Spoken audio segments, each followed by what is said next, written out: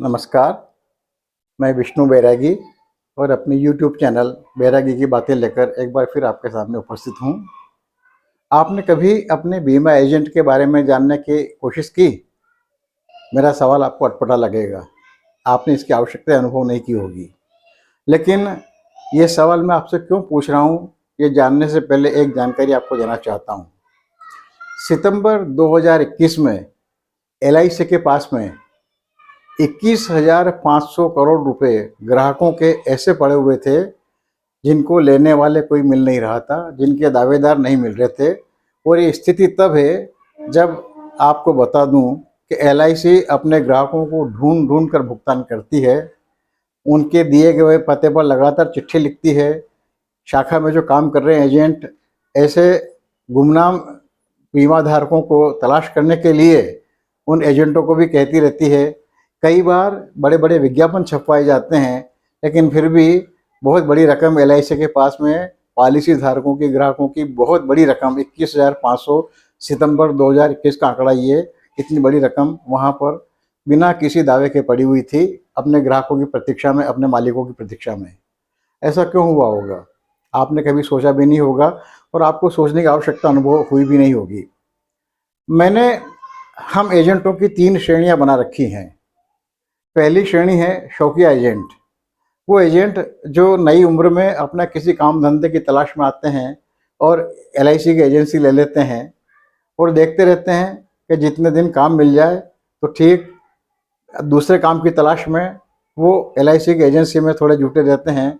यदि उन्हें ये काम लगातार मिलता रहता है तो फिर वो इसी काम में लग जाते हैं और जैसे कोई दूसरा काम मिला इससे बेहतर, वो ये काम छोड़कर अपने दूसरे काम में लग जाते हैं। तो उस हालत में ऐसे एजेंटों द्वारा बेची गई पॉलिसियों के सारे ग्राहक, हम एलआईसी वालों की भाषा में अनाथ पॉलिसी धारक हो जाते हैं। दूसरे श्रेणी के एजेंट मेरे हिसाब से वो होते हैं अंशकालिक, पार्ट टाइमर, जो एक से अधिक काम करते रहते हैं, जिनके पास एलआईसी की एजेंसी भी होती है और इसी प्रकार की, इसी नेचर की, ऐसे ही प्रकृति की दूसरे काम भी उनके पास रहते हैं।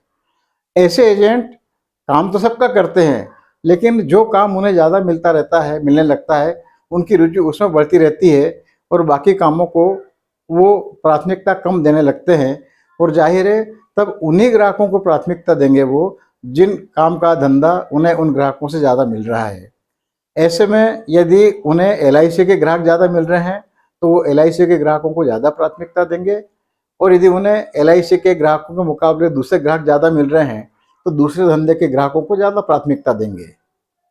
तीसरी प्रकार के एजेंट होते हैं पूर्णकालिक, फुल टाइमर, जो इसके सिवा दूसरा कोई काम नहीं करते हैं। ऐसे एजेंटों की प्राथमिकता पर पहले नंबर से लेकर आखिरी नंबर तक अपने ग्राहक होते हैं।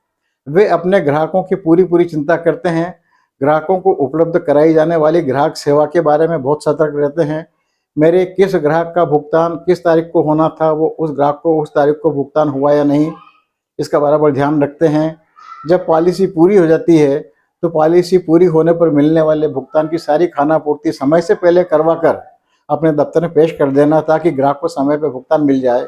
ये करना, ग्राहक के पते में कोई बदलाव हुआ है, ग्राहक की वैवाहिक स्थिति में कोई बदलाव हुआ है, ग्राहक के सरनेम में कोई बदलाव हुआ है, लड़कियों के, महिलाओं के मामले में शादी के बाद में सरनेम बदल जाते हैं, ग्राहक के नॉमिनेशन में कोई बदलाव हुआ है, इन सारी बातों की चिंता ग्राहक के बराबर ही वो एजेंट करता है जो पूर्णकालिक होता है, फुल टाइमर होता है।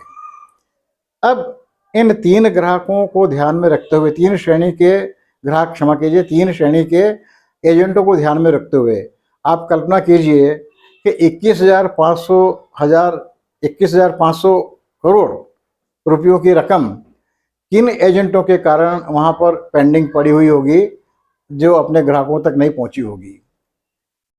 आप किस किस्म के एजेंट को आप पसंद करें, ये आपका फैसला होगा। लेकिन फिर आप ये ध्यान रखिएगा कि आप जो एजेंट पसंद कर रहे हैं, आपको ग्राहक सेवा भी उसी एजेंट की श्रेणी के हिसाब से मिलेगी।